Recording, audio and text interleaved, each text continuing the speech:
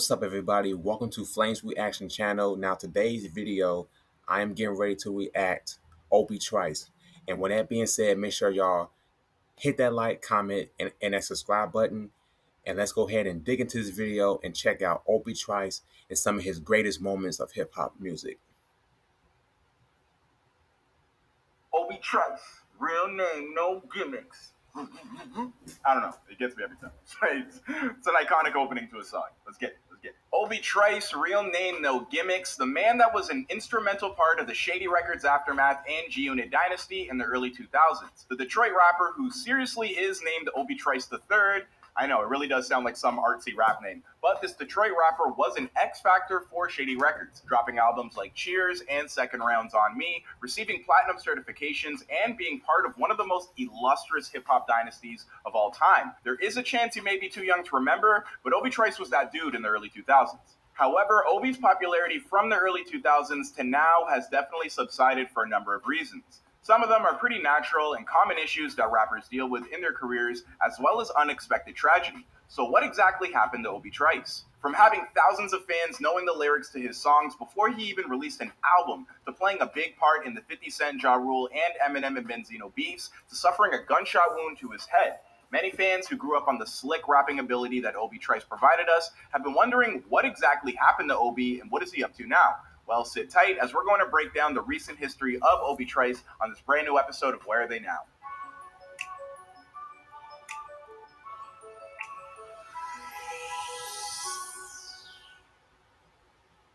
Coming from the same city as Eminem and much of his D12 crew, Obie Trice rose to prominence in the underground hip-hop scene of Detroit, Michigan. If you're watching this video, then I assume that you've seen 8 Mile. Fun fact, Obie does make a cameo in the film.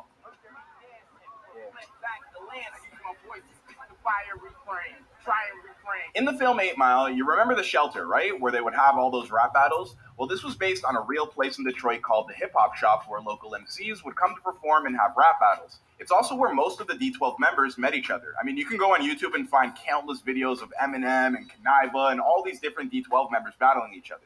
It's kind of a piece of history. You should check it out. The battles were hosted by the late D12 member Proof, who actually encouraged Obie to go by his birth name instead of the one that he was going by at the time. What if I told you could get approved up to $6,000? Sorry about that, everybody. Which was Obi-Wan. I know. I think that change was a little necessary. Obi-Wan, may the Force be with you.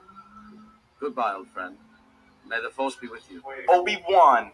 Fake name. All gimmicks. I don't know. I'm just happy that he made that change. After receiving a positive reception at the hip-hop shop, Obie was encouraged to start taking rap a little bit more serious. This is when Obie, who was also good friends with another D12 member from Detroit, Bizarre, had introduced him to Eminem, who really took a liking to his music, and things seemed to take off from there. Obie signed to Shady Records in 2000. He would be featured in skits on the D12 group album, Devil's Night. He also delivered a verse on the track Drips for the Eminem show. Go ask your boy Michael McCrudden to recite that verse. He knows it heart by heart, as well as recording tracks for the 8 Mile soundtrack.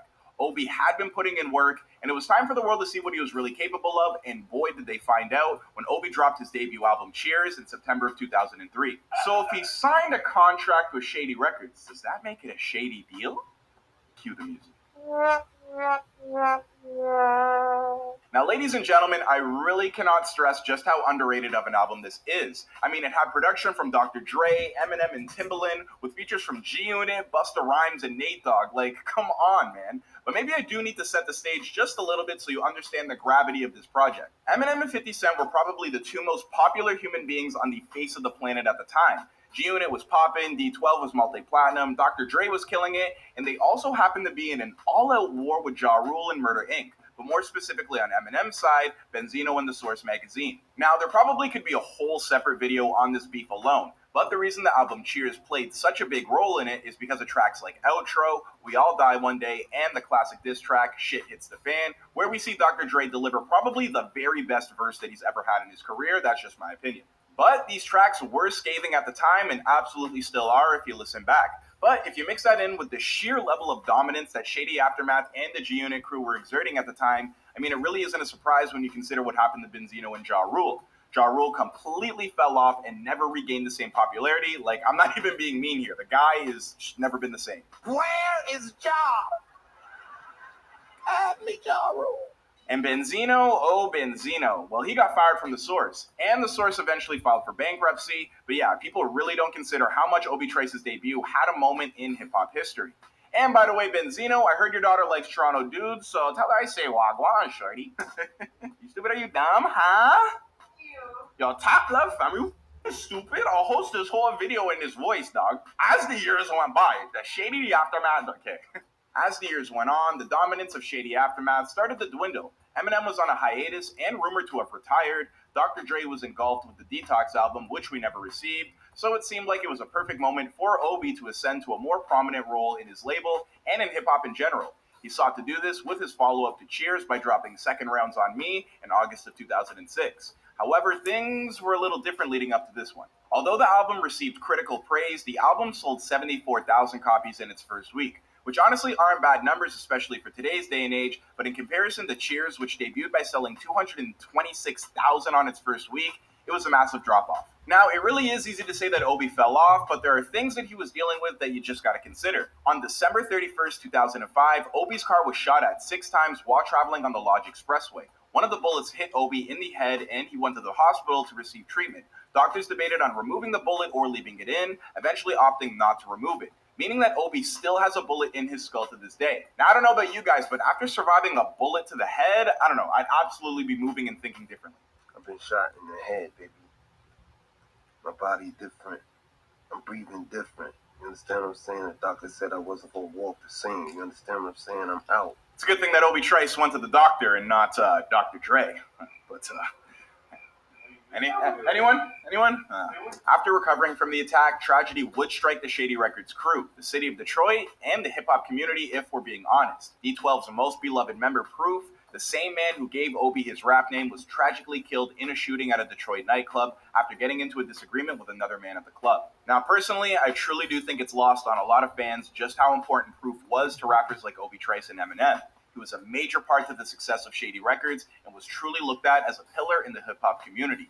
So this truly rocked everyone when it happened, including Obie Trice, who made a speech at Proof's funeral. So after losing one of the most important people in your life and almost losing your own life in a shootout, this was a lot for Obie Trice to deal with.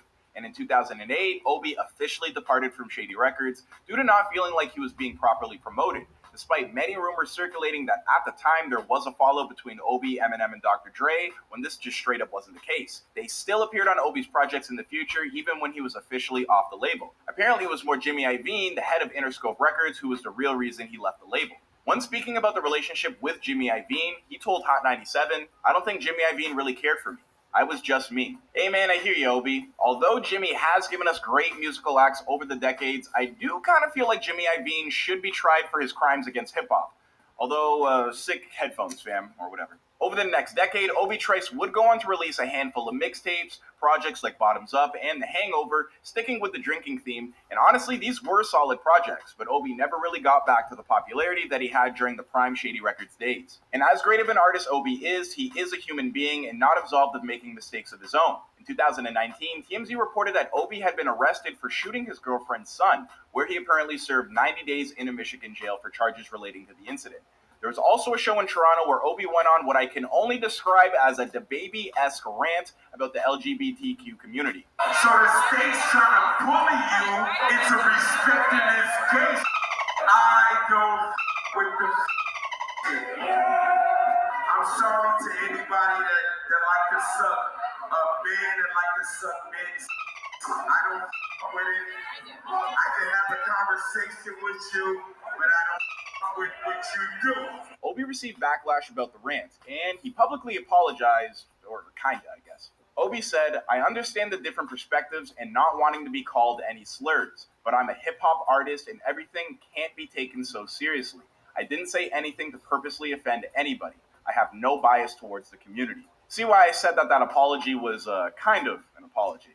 Yeah, not sure about that one. But while Obie may no longer be at the pinnacle of his career, he still serves his core fan base by dropping mixtapes and singles. His Spotify has 1 million monthly listeners, and if you haven't already been paying attention to this video now, then you understand the place that this man holds in hip-hop history. My name is Clyde Smith, and if you enjoyed this look at the recent history of Obie Trice, then please like and subscribe. And if you want to see someone else in this series...